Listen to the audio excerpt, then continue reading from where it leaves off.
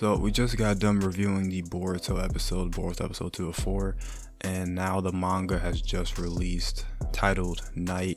And this manga is basically about Kawaki, and it gives us a little more background information about him. Now, while this chapter isn't as exciting as the past arc that was happening, just know that this chapter is mainly just for building up some sort of event that's going to be happening in the future, more like a time skip or something like that. And just for further notice, just to be careful with the channel, I can't really use too many manga panels, so I had to be sort of selective with what I show on the video. So starting out, we get a little flashback scene with Code and Kawaki. You already knew that they both have karmas, and it kind of shows Code's jealousy towards Kawaki and him trying to strangle him for no apparent reason, because Code's mad that Kawaki is the vessel. So I guess Code and Kawaki are kind of around the same age, it looks like. I thought Code was a little bit older. It seems like they're around the same age. Maybe Code looks a little bit older, I'm not too sure, but Code is pretty much just jealous of Kawaki's karma, and he has some sort of built-up aggression towards him just because of he wants to be Ishiki's vessel.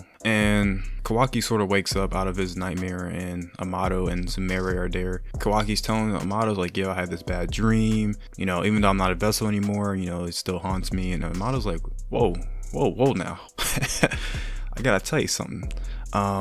You're still Ishiki's vessel, Kawaki, and that's never gonna change. And Amado starts pressing Kawaki, and Kawaki starts getting pissed off. It's like, yo, what do you mean? Are you gonna actually explain yourself? Amado's just like, yeah, the DNA that's in you right now, it's still Ishiki's DNA, and that sort of still resides within you.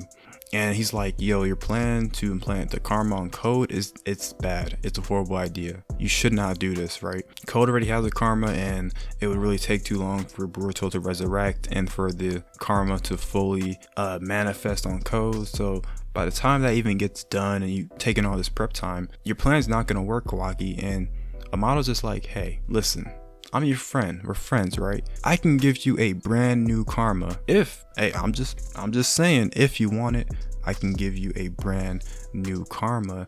And I know you want it to protect, the Hokage, right?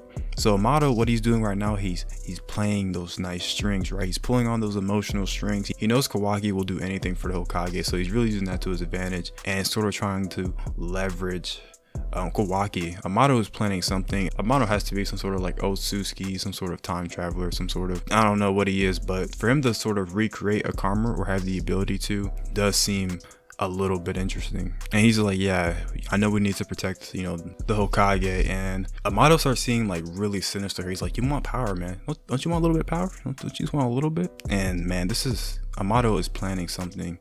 He wants Kawaki to get this karma back, and I don't know what it's for or what exact reason. Whatever reasons that Amado wants Kawaki to get this karma for, they're not good. So just keep an eye out for Amado. They're kind of sort of wrapping up the soul Amado has something hidden thing, which isn't really a surprise. They kind of been pointing at it the whole time. If you even have working eyeballs, you've probably noticed that something's suspicious of Amado, which if when the final reveal comes, I hope it's a really good reveal, because at this point it's just kind of we're just waiting for it. We know it's gonna happen.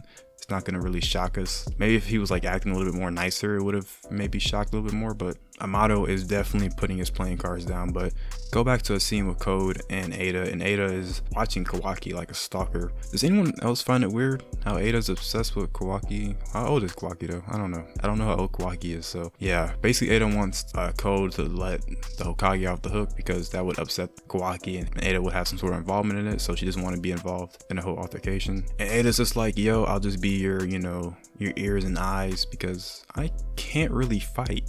So we learned that Eida can't really do too much. She can only do simple taijutsu. So I guess her battle skills aren't really that good. I guess isn't a bad thing, but it's very interesting how I guess she's just gonna be the person guiding them, and Code's gonna essentially be her knight, her simp, her tier 3 subscriber. Are you winning, son?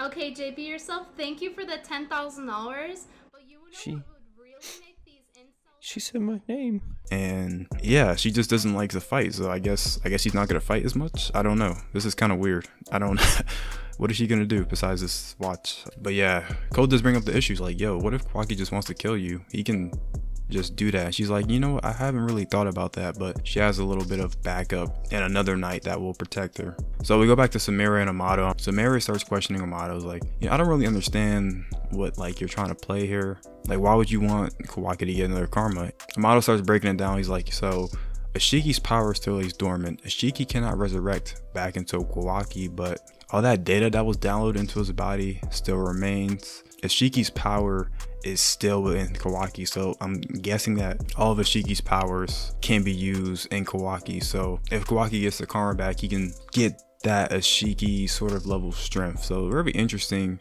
I kind of figured that it was just going to kind of still be into him because that did change his DNA, and it is Ashiki's DNA, so that does make sense right there. And technically, in what Amado's saying is that restoring the karma wouldn't, Ashiki cannot resurrect. So very interesting. I still don't understand the play here. Yeah, he just kind of wants it to be used as just a weapon purely. Go back to Code and Eida, and Daemon is here, this new little kid, little broken kid, Eida's brother, and I guess it's kind of the reason to why her powers don't work on her sibling, and everyone's thinking that maybe Amado or something was like family, but right now it just looks like this Daemon kid is just her brother.